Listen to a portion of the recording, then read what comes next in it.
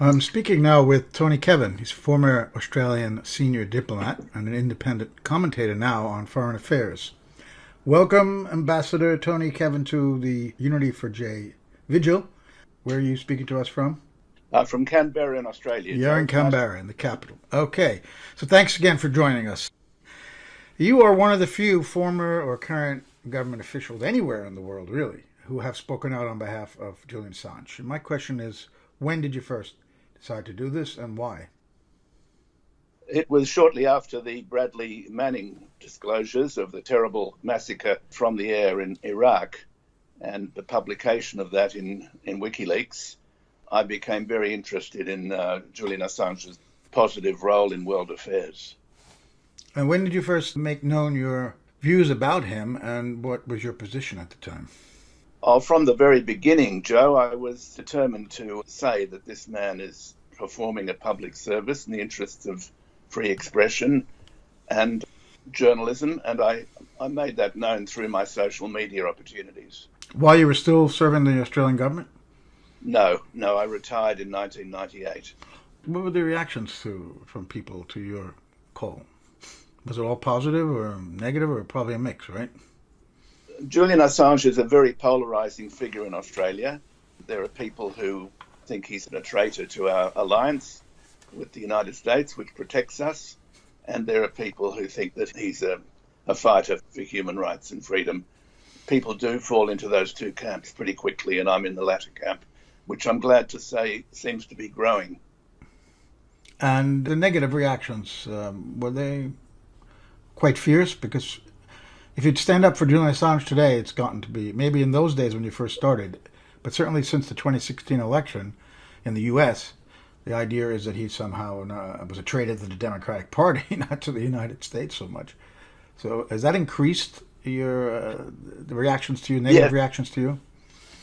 Yes, it has. It has all got hooked up in the current climate of anti-Trump Russophobia, the determination to see Putin at the in center of all things. Yeah, center of all things. There's a wonderful song by Randy Newman about it called Putin, Putin, Putin. And I think it's all gone slightly mad, frankly. I can see no connections between Assange and Russia, unlike some people. I mean, obviously, Ed Snowden has a strong connection with Russia now because they gave him refuge. Fair enough. There's no sign of them having offered or given refuge to Julian Assange. The people who should be protecting him are his own government, Australia. Well, that leads into my next question. Why have so few government officials, even former ones, come out in his defense? And why isn't the government of Australia doing what you believe, I think, is their legal obligation to protect one of their citizens? You could also include in your condemnation list there the official Australian opposition party, the Labor Party, which looks set to take government in a very few months because the Liberal Party are now dead men walking. But all of our conventional mainstream politics is very much constrained by the very close strategic alliance with the United States, which now penetrates, rather like Britain, into all areas of our political life. We have a thing called Five Eyes intelligence sharing, which has in recent years become public. It used to be very secret. And under Five Eyes, we have an obligation to share intelligence assessments with the US, Britain, Canada, and New Zealand. Now, there's no legal obligation under Five Eyes to connive in the persecution of Julian Assange, but it creates an enormous background pressure in the minds of our public officials. My gosh, we'd better not do anything to upset the Americans. But as a government official, they have interests to protect, powerful interests, usually interests even more powerful than their own, behind them. There has to be some part of the thinking, even in Australia, why they don't want to stand up for Assange and why he can be thrown to the wolves, basically, because he's a danger to powerful people. Yes, well, unfortunately, because the American Justice Department and the very powerful deep state forces in Washington have defined Assange as a danger and defined him as a person somehow connected to the archenemy Russia, they feel constrained by that. Considerations of his human rights don't seem to be prevailing, although there are plenty of examples of Australians in trouble overseas where human rights considerations have prevailed. I'm thinking of Peter Gresti, the Australian journalist who was wrongfully imprisoned in Egypt for several years. I'm also thinking of James Ricketson, the Australian journalist detained wrongfully by the Cambodian government. Our government fought for those people's freedom and return to Australia, and there's no reason why, and a lot of Australians believe this, there's no reason why the Australian government shouldn't be fighting for Assange's return from his 8 years of temporary and increasingly dangerous asylum in the Ecuador embassy in London. You know, WikiLeaks has revealed files on many, many governments around the world, revealing corruption, crimes, whatnot. They also have revealed files about the Australian government. But you seem to think that it's more the relationship with the U.S., not wanting to get on the wrong side of Washington. That's really behind the inaction of the Australian government. Is that right? That's right. I don't think that Assange has in any way directly embarrassed the Australian government. I can't think of any major case, although I don't know whether WikiLeaks had anything to do with recent problems over East Timor. I don't think so, but I could be wrong on that. Why is the relationship with the U.S. so important to the Australian government when there is no threats to Australia in your region? China is not threatening Australia. What do they need the United States so much for? That they would let one of their own citizens hang out there like that? The Australian government has conditioned itself, and I'm afraid the opposition has too, to think that we are a very strategically vulnerable country and that China is potentially a threat, as is unbelievably Russia on the other side of the world, and that we need to cling closely to nurse for fear of something worse. It's a very childish, dependent sort of relationship, and speaking as a former Australian ambassador, I'm ashamed of it. We should be standing up for ourselves and making our own foreign policy choices. Sounds like a classic case of politicians creating a false threat, and then they are the ones that will protect the Australian people. And of course, we need the United States to do that. Now, in America, leaders have been doing this for a long time. Even during the first Cold War, they exaggerated the Soviet threat for a number of reasons. That's well documented now. And it's happening now in the second Cold War. And we also see in the first Cold War, there was a McCarthyism where free speech or anybody who opposed American interests or American policy was branded as pro-Russia. And we're seeing it again today. If you don't buy the story, if you simply want détente with the United States without having to love anything about Russia, but simply not wanting tensions between the two nuclear powers, you're being smeared again as a Russia lover. It's the same thing happening again as we saw before. But I think, again, we're seeing, it sounds like what you're saying is Australian leaders are telling their people, look, we really need the U.S. to protect us. We've got to be involved with them. And are the Australian people buying that? And how do they buy that? And what role does the media play in that? Right, that's a good question.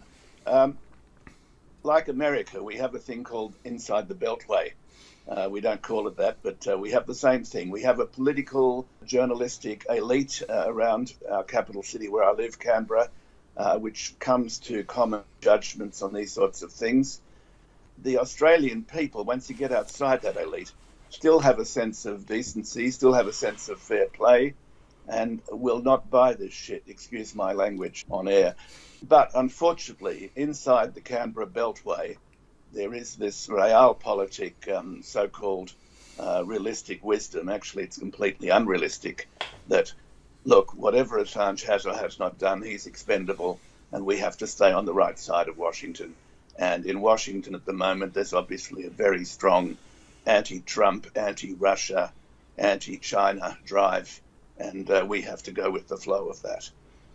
You know, here in the U.S., even the New York Times understands the danger of Assange being prosecuted. They may not like him, and their number 2 legal counsel said this in a speech to some judges on the west coast of the U.S. a couple of months ago, that we don't like Assange, but we don't want him to be prosecuted because they can come after us, especially this particular administration in Washington now, because we do the same thing Assange has done, which is publish classified information. So if they get him, they can get us. But they don't come out in the editorial pages in defense of Assange either. But we know that from that speech.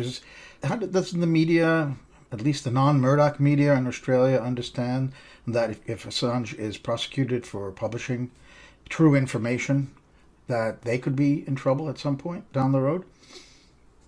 There's no sign of it. I'm working very hard through alternative social media to try and get people to think of those highly relevant comparisons, to think of Daniel Ellsberg and the Pentagon Papers. Under the current logic, Ellsberg should still be in jail.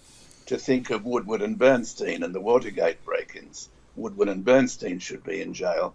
We had an Australian called David Hicks. Now, his case has almost no comparison to Assange's, but the one important comparison is that Hicks was several years in Guantanamo as a suspected Taliban supporter. The Australian government under John Howard did not lift a finger to protect him or to bring him home.